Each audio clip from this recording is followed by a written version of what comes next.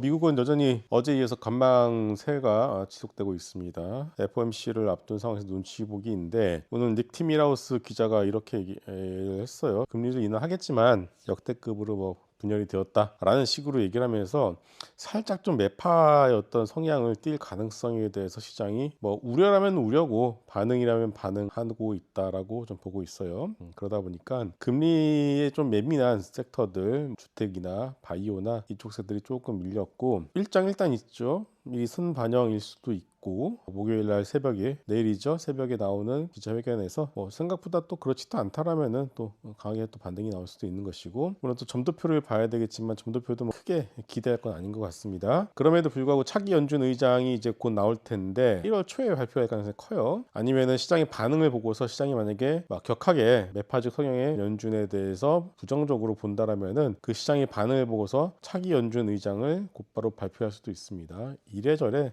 트럼프는 시장에 대해서 계속 보고 있기 때문에 FOMC 때문에 조정이 나온다 하더라도 도망갈 조정은 아니다. 트럼프가 살려줄 것이다. 이렇게 볼 필요가 있을 것 같습니다. 반도체 같은 경우는 자체 칩보다는 어제도 보면 엔비디아가 중국 수출에 대해서 뉴스가 나왔음에도 불구하고 반응을 못 해주고 있어요. 자체 칩보다는 좀 네트워킹 쪽으로 조금 수요가 좀 옮겨가는 그런 분위기고, 이수페타시스 같은 종목이 신고가 돌파 직전 자리인데 한번 관심 있게 볼 필요도 있을 것 같습니다. 자, 그리고 국장 같은 경우는 아직까지 외국인 현물이 안 들어오고 있는 상황인데, 환율이 좀 확 밀려야 되는데 아직까지는 환율이 자체적인 어떤 힘을 가지고서 확 밀릴 가능성은 낮고 시간이 좀 걸릴 것 같아요. 그래서 외국인의 현물은 적어도 만기 때까지는 강하게 매수를 할 가능성에서는 기대를 낮출 필요는 있을 것 같고, 그 말은 뭐냐면은 좀 어제처럼 지수가 좀 갇혀 있는 상황에서 바이오가 전일에 크게 밀렸는데 어제는 또 바이오가 또 얼추 좀 좋았어요. 그래서 대형주 수급이 여전히 제한적이라면은 바이오 섹터에 대한 관심이나 그의 어떤 기타 중소형주에 대한 관심을 여전히 가지실 필요가 있을 것 같습니다. 자, 동시에 보게 되면은 낙폭과대 종목들도 시장에 수급이 들어갔죠. 어제 조선주들이 마찬가지고요. 조선주들 같은 경우에도